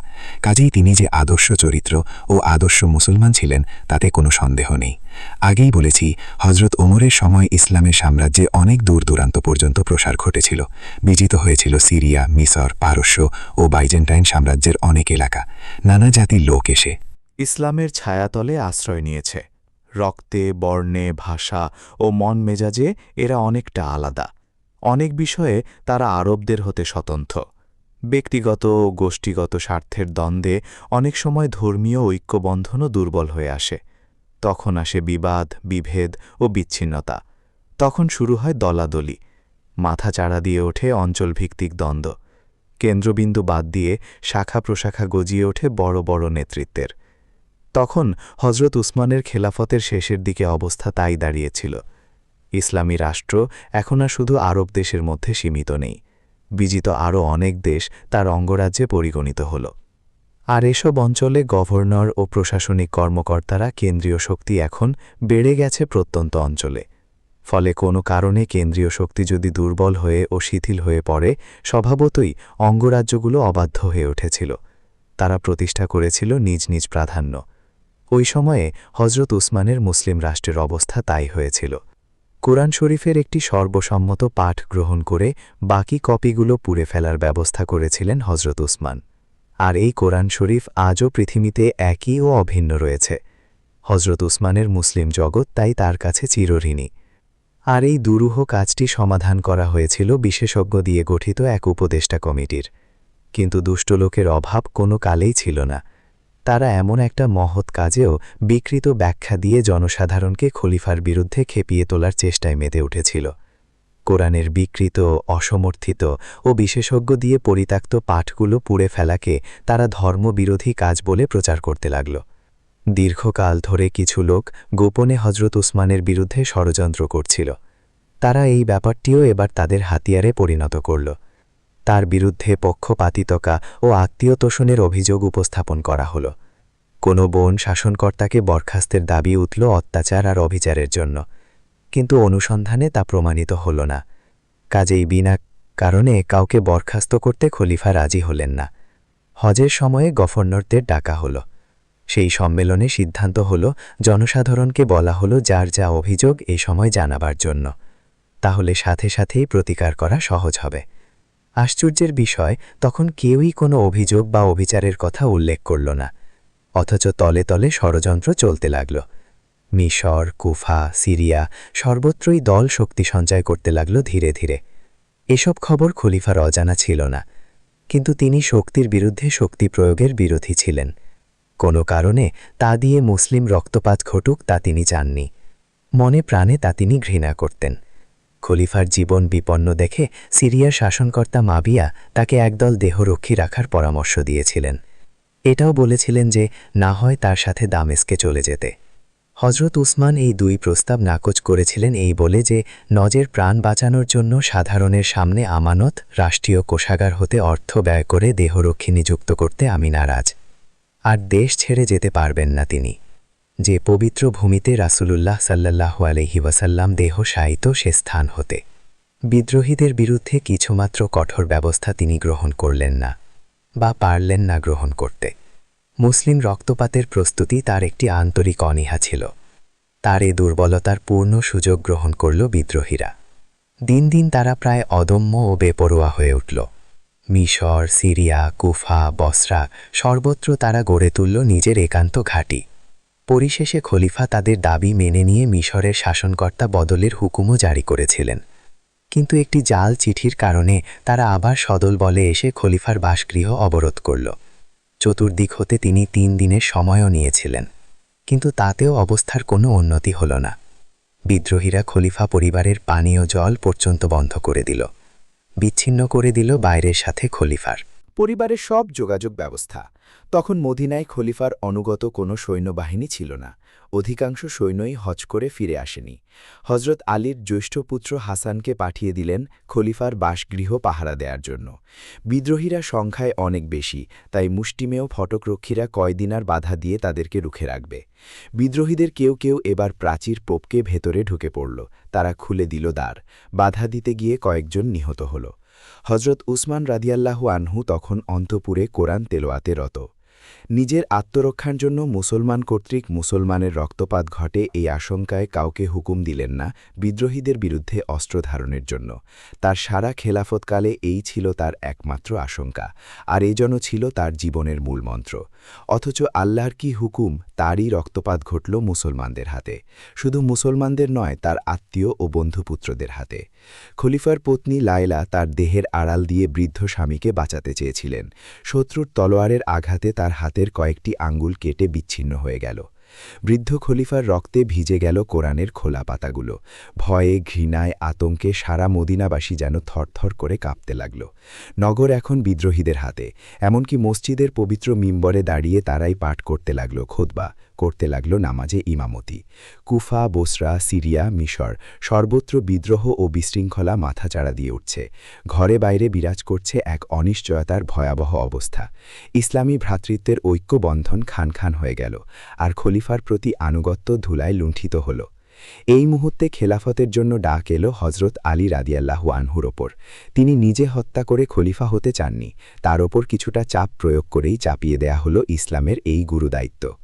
নির্বাচনের সমালোচনা। অধিকাংশ জনগণ আলী রাদিয়াল্লাহু আনহুকে খলিফা হিসেবে মেনে নিলেও এটাকে অবাধ ও নিরপেক্ষ নির্বাচন বলা যায় না। বাস্তবতা হলো সে পরিবেশে এ চেয়ে অবাধ নির্বাচন সম্ভবও ছিল না। সব মিলে তখনকার সে সংকটকালে হজরত আলী রাদিয়াল্লাহু আনহুই খিলাফতের জন্য সবচেয়ে যোগ্য ব্যক্তি ছিলেন। সংকটের মুখোমুখি একটি কঠিন অবস্থায় হজরত আলী রাদিয়াল্লাহু আনহু খিলাফতের দায়িত্ব গ্রহণ করেন। চতুর্দিকে একটা অশান্ত পরিবেশ বিরাজ করছিল। এ অবস্থায় তিনি অনেকগুলো সংকটের সম্মুখীন হন। উসমান হত্যার ইস্যু। খলিফা নির্বাচিত হয়ে হজরত আলী রাদিয়াল্লাহু আনহু নানাবিধ সমস্যার সম্মুখীন হলেন। বিশেষত রাজ্যের বিভিন্ন স্থান হতে উসমান হত্যার প্রতিশোধের জন্য দাবি ওঠে। হজরত আলী রাদিয়াল্লাহু আনহু প্রথমে শান্তি শৃঙ্খলা ফিরিয়ে আনতে চাইলেন, তারপর শান্ত পরিবেশে উসমান হত্যার বিচার করতে ইচ্ছা প্রকাশ করলেন। এতে অনেকে মনক্ষুণ্ণ হয়ে বিদ্রোহী হয়ে ওঠেন। হজরত আলী রাদিয়াল্লাহু আনহু খলিফা মনোনীত হয়েই উসমান কর্তৃক নিয়োগপ্রাপ্ত ব্যক্তিবর্গকে, যারা দুর্নীতিপরায়ণ, বরখাস্তের নির্দেশ জারি করেন। তাছাড়া উমাইয়া বংশীয় লোকজন কর্তৃক অন্যায়ভাবে দখলকৃত ও ভূসম্পত্তি রাজকোষাগারে ফিরিয়ে দেওয়ার নির্দেশ জারি করেন। হজরত উমর রাদিয়াল্লাহু আনহুর বিধান অনুযায়ী রাজস্ব বণ্টনের জন্য তিনি আদেশ প্রদান করেন। ফলে সিরিয়ার শাসনকর্তা মুয়াবিয়া ব্যক্তিগতভাবে ও উমাইয়াগণ খলিফার বিরুদ্ধে শত্রুতা শুরু করেন। বস্তুত তখন হজরত আলী রাদিয়াল্লাহু আনহুর পুরো শাসনটাই গৃহযুদ্ধ ও অন্তর্বিপ্লবে পরিপূর্ণ ছিল। হজরত আলী রাদিয়াল্লাহু আনহুর শাসনামলে গৃহযুদ্ধ। হজরত আলী রাদিয়াল্লাহু আনহুর খিলাফতের সময় গৃহযুদ্ধ হয়েছিল বারবার। ফরাসি ঐতিহাসিক সিডি লট বলেন, মহান গৌরবের অধিকারীর সম্মুখে মস্তক অবনত করা ও এ ধারণা করাই স্বাভাবিক ছিল, কিন্তু দুর্ভাগ্যবশত তা ঘটেনি।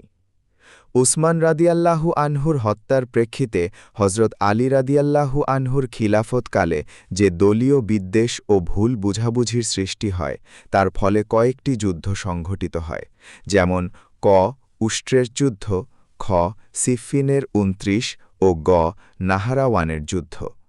এ যুদ্ধগুলো মুসলমানদের নিজেদের মধ্যে ভুল বুঝাবুঝির মাধ্যমে সৃষ্টি হয়, যা ইসলামের ঐক্য সংহতি ক্ষুণ্ণ করে। ইতিহাসের পাতায় এসব কলঙ্কজনক ঘটনা হজরত উসমান রাদিয়াল্লাহু আনহুর শাহাদতের পর হজরত আলী রাদিয়াল্লাহু খলিফা নির্বাচিত হন। তার বলিফা নির্বাচিত হওয়ার ব্যাপারে হজরত তালহা রাদিয়াল্লাহু এবং হজরত জুবায়ের রাদিয়াল্লাহু এর সক্রিয় অংশ ছিল অধিক। বিভিন্ন বর্ণনায় হজরত আলী রাদিয়াল্লাহু এর নির্বাচন সম্পর্কে আলোকপাত করা হয়েছে। তারিখে তবারিতে উল্লেখ রয়েছে, হজরত উসমান রাদিয়াল্লাহু আনহুর শাহাদতের সময় হজরত আলী রাদিয়াল্লাহু বাজারে ছিলেন। হিজরি ৩৫ সনের ১৮ই জিলহজ রোজ শনিবার বাজারের লোকেরা তাকে পরিবেষ্টন করেছিল। তিনি বনি ওমরের ঘরে গিয়ে দরজা বন্ধ করে দিলেন। হজরত তালহা এবং হজরত জুবায়ের বহু চেষ্টা করে ঘরের ভিতরে প্রবেশ করেন এবং হজরত আলী রাদিয়াল্লাহু এর হাতে বায়াত গ্রহণ করেন। ইবনে আসিরে উল্লেখ রয়েছে, হজরত তালহা এবং হজরত বোয়ের রাদিয়াল্লাহু মুহাজির ও আনসারের এক বিরাট দল হজরত আলী রাদিয়াল্লাহু এর হাতে বায়াত করার জন্য অনুরোধ করছেন, আর হজরত মালি রাদিয়াল্লাহুকে ইতস্তত করতে দেখে তারা বলেন, খলিফা পদের জন্য আপনার চেয়ে উপযুক্ত আর কাউকে দেখছি না। আপনি সর্বপ্রথম ইসলাম গ্রহণ করেছেন এবং আপনি রাসূলুল্লাহ সাল্লাল্লাহু আলাইহি ওয়াসাল্লামের নিকটতম মাহিও। অবশেষে হজরত আলী রাদিয়াল্লাহু তাদেরকে সাথে নিয়ে মসজিদে গমন করেন। সেখানে তিনি নেয়ার সাহায্যে দণ্ডায়মান থেকে বায়াত গ্রহণ করেন। তৃতীয় এক বর্ণনাতে আছে, হজরত উসমান রাদিয়াল্লাহু আনহুর শাহাদতের পর মদিনার জনসাধারণ ৫ দিন পর্যন্ত অস্থির ছিল ইত্যাবসরে ফারাসিদের সর্দার গাফিফি মদিনার বড় বড় লোকদেরকে জড়ো করে বলল, এখন পর্যন্ত আমরা খলিফাবিহীন অবস্থায় পেরেশান রয়েছি। যদি আজ হজরত আলী রাদিয়াল্লাহু, হজরত তালহা অথবা হজরত জুবায়ের এ তিনজনের যে কেউ একজনও আমাদের বায়াত গ্রহণ না করেন, তাহলে আমরা তলোয়ার পরিচালনা করব। অতপর তারা হজরত আলীকে ঘেরাও করে বায়াত গ্রহণের জন্য চাপ দিতে থাকে। হজরত আলী রাদিয়াল্লাহু প্রথম অস্বীকার করেন, কিন্তু তারা বাধ্য করায় তিনি বায়াত গ্রহণ করতে সম্মত হন। সর্বপ্রথম হজরত তালহা রাদিয়াল্লাহু, তারপর হজরত জুবায়ের রাদিয়াল্লাহু, তারপর অপর কিছু সংখ্যক মুসলমান তার হাতে বায়াত হন। অতপর জিলহজ মাসের ২৫ তারিখ মসজিদে নববীতে সাধারণ বায়াত অনুষ্ঠিত হয়। এভাবে হজরত আলী রাদিয়াল্লাহু চতুর্থ খলিফা নির্বাচিত হন। হজরত আলী রাদিয়াল্লাহু এক বিবৃতির মাধ্যমে জনসাধারণকে সৎ পথে থাকার এবং অসৎ কর্ম পরিত্যাগ করার নির্দেশ দান করেন, হারাম হালাল পার্থক্য করে চলার তালকিন দেন এবং ফাসাদ বন্ধ করে শান্তিতে বসবাস করার নির্দেশ দান করেন। পরবর্তী পরিস্থিতি: হজরত আলী রাদিয়াল্লাহু খলিফা পদে নির্বাচিত হওয়ার পর সর্বপ্রথম তিনি উসমান রাদিয়াল্লাহু আনহুর হত্যাকারীদের খোঁজ করেন। কিন্তু এ কাজে তিনি বহু প্রচেষ্টা চালিয়েও হত্যাকারীদের কোনো সন্ধান পেলেন না, কারণ স্বয়ং হজরত উসমানের স্ত্রী হজরত নাইলা শাহাদতের সময় ঘটনাস্থলেই উপস্থিত ছিলেন এবং তিনি হজরত উসমান রাদিয়াল্লাহুকে রক্ষা করার চেষ্টাও করেছিলেন। এমনকি এ চেষ্টায় তার আঙুলও কেটে গিয়েছিল, অথচ তিনি হত্যা করার নাম অথবা কোনো চিহ্ন কিংবা হুলিয়া বর্ণনা করতে পারেননি। জারাত আলী রাদিয়াল্লাহু ১-৫। মোহাম্মদ ইবনে আবু বকরকে হজরত আলী কঠোরভাবে জিজ্ঞাসাবাদ করেন।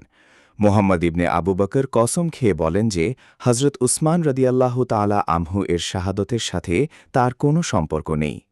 হজরত নায়েলাও মোহাম্মদের সত্যটা স্বীকার করেন। এ পরিস্থিতিতে হজরত আলী রাদিয়াল্লাহু তাআলা আনহু এর জন্য নীরব থেকে তদন্ত করার চেষ্টা করা ব্যতীত অন্য কোনো পথ ছিল না। অবশ্য মোহাম্মদ ইবনে আবু বকর সম্পর্কে তা সাব্যস্ত হয়েছিল যে তিনি প্রথমে হজরত উসমান এর ঘরে প্রবেশ করে তার পিতা হজরত সিদ্দিকে আকবর রাদিয়াল্লাহু তাআলা আনহু এর নাম শোনামাত্রই তিনি হজরত উসমান রাদিয়াল্লাহু তাআলা আনহুকে ছেড়ে দিয়ে ঘর হতে বের হয়ে যান। সুতরাং এতটুকুর জন্য এক ব্যক্তিকে হত্যাকারী অভিহিত করে ঢাকে দণ্ডিত করা হজরত আলী রাদিয়াল্লাহু তাআলা আনহু এর মতো একজন মুফতির পক্ষে মোটেই সম্ভবপর নয়। হজরত আলী রাদিয়াল্লাহু তাআলা আনহু প্রথম হতেই তা উপলব্ধি করেছিলেন যে বনু উমাইয়ার স্বার্থান্বেষী উচ্চপদস্থ কর্মচারীদের বিশৃঙ্খলার দরুণই খেলাফতে ইসলাম এই গুরুতর পরিস্থিতির সম্মুখীন হয়েছে। তাই একে একে সবাইকে পদচ্যুত করে তাদের স্থলে অপরাপর লোকদের নিয়োগ দেন। এর অদবদলে হজরত উসমান ইবনে হানিফ রাদিয়াল্লাহু তাআলা আনহু বসরার গভর্নর নিযুক্ত হন। হজরত আবদুল্লাহ ইবনে আব্বাস রাদিয়াল্লাহু তাআলা আনহুকে ইয়ামেনের গভর্নর, হজরত আম্মার ইবনে হাসান রাদিয়াল্লাহু তাআলা আনহুকে কৃষ্ণার গভর্নর এবং হজরত সাহল রাদিয়াল্লাহু তাআলা আনহুকে সিরিয়ার গভর্নর নিযুক্ত করেন। হজরত সাহল রাদিয়াল্লাহু তাআলা আনহু সিরিয়ার উদ্দেশ্যে রওনা হন, কিন্তু তাবুক পর্যন্ত পৌঁছার পর হজরত আমিরে মোয়াবিয়া রাদিয়াল্লাহু তাআলা আনহু এর লোকেরা তাকে বাধা প্রদান করল। তাই বাধ্য হয়ে হজরত সাহল রাদিয়াল্লাহু তাআলা আনহু মদিনা প্রত্যাবর্তন করেন। হজরত আলী রাদিয়াল্লাহু তাআলা আনহু এ ঘটনা অবগত হয়ে উপলব্ধি করেন যে আমিরে মোয়াবিয়া আমার খেলাফতে বাধা দান করছেন এবং পরিস্থিতি ঘোলাটে করার চেষ্টা করছেন। সুতরাং তিনি হজরত আলী রাদিয়াল্লাহু তাআলা আনহু আমিরে মোয়াবিয়া রাদিয়াল্লাহু তাআলা আনহু এর কাছে এক চরম পত্র প্রেরণ করেন। পত্রে উল্লেখ ছিল মুহাজিরিন এবং হজরত আলী রাদিয়াল্লাহু তাআলা আনহু এর জীবনী। হজরত আলী রাদিয়াল্লাহু তাআলা আনহু গ৫: আনসারগণ আমার হাতে বায়াত করেছেন এবং তারা সর্বসম্মতিক্রমে আমাকে খলিফা মনোনীত করেছেন। অতএব তুমি আমার বায়াত হও এবং আমার খিলাফত স্বীকার করো, অন্যথায় যুদ্ধের জন্য প্রস্তুত হও। হজরত আলী রাদিয়াল্লাহু তাআলা আনহু এর চরমপত্রের উত্তরে হজরত আমিরে মোয়াবিয়াও একখানা সাদা কাগজ প্রেরণ করেন। পত্রবাহক মদিনার মুসলমানদের সম্মুখে দণ্ডায়মান হয়ে বলল, ভাই সব, সিরিয়ায় আমি ৫০,০০০ মানুষকে এমতাবস্থায় রেখে এসেছি যে তাদের সম্মুখে হজরত উসমান রাদিয়াল্লাহু তাআলা আনহু এর রক্ত মাখা জামা রয়েছে এবং তাদের চক্ষু দিয়ে অশ্রুধারা ঝরিয়েছে। তারা প্রতিজ্ঞা করেছে যে যতক্ষণ পর্যন্ত উসমান রাদিয়াল্লাহু তাআলা আনহু এর প্রতিশোধ লওয়া না হবে ততক্ষণ পর্যন্ত তলোয়ার কোষ বন্ধ করবে না। পত্রবাহক তার কথা শেষ করার পর হজরত আলী রাদিয়াল্লাহু তাআলা আনহু এর পক্ষ হতে খালিদ ইবনে জোফর আপসি নামক এক ব্যক্তি বলে উঠল, তোমার সর্বনাশ হোক, তুমি কি মুহাজির ও আনসারগণকে সিরিয়াদের ভয় প্রদর্শন করছ? আল্লাহর কসম হজরত উসমান রদিয়াল্লাহ তালা আনহু এর জামা হজরত ইউসুফ আলাইহিসালামের জামা নয়, এবং আমিরে মোয়াবিয়াও হজরত ইয়াকুব আলাইহিসালামের ন্যায় হজরত উসমান রদিয়াল্লাহ তালা আনহু এর ন্যায় দুঃখিত নন। সিরিয়ায় যদি তার কাছে শক্তি থাকে তাহলে তোমার স্মরণ থাকা চাই যে ইরাকবাসীগণ সেদিকে মোটেই ভ্রুক্ষেপ করে না। এদিকে হজরত আলী রদিয়াল্লাহ তালা আনহু আমিরে মোয়াবিয়া রদিয়াল্লাহ তালা আনহু এর সাথে বায়াত এবং যুদ্ধ সম্পর্কে বিবেচনা করেছিল। অপরদিকে হজরত তালহা রদিয়াল্লাহ তালা আনহু এবং হজরত জুবের রদিয়াল্লাহ তালা আনহু যখন দেখেন যে হজরত আলী রদিয়াল্লাহ তালা আনহু হজরত উসমান রদিয়াল্লাহ তালা আনহু এর হত্যাকারীদের সন্ধান নিচ্ছেন না, তখন তারা অসন্তুষ্ট হয়ে মক্কা চলে গেলেন। মক্কায় তখন হজরত আয়েশা সিদ্দিকা রদিয়াল্লাহ তালা আনহু এর সাথে সাক্ষাৎ করে তার কাছে পরিস্থিতি বর্ণনা করেন। তিনি প্রথমেই তা অবগত ছিলেন, কিন্তু হজরত তালহা রদিয়াল্লাহ তালা আনহু এবং হজরত জুবের রদিয়াল্লাহ তালা আনহু এর কাছে হজরত উসমান রদিয়াল্লাহ তালা আনহু এর প্রতিশোধ। তৃতীয় পর্ব আপনাদের কাছে কেমন লেগেছে অবশ্যই আমাদেরকে কমেন্ট করে জানাবেন। এখানেই শেষ করলাম। আসসালামু আলাইকুম।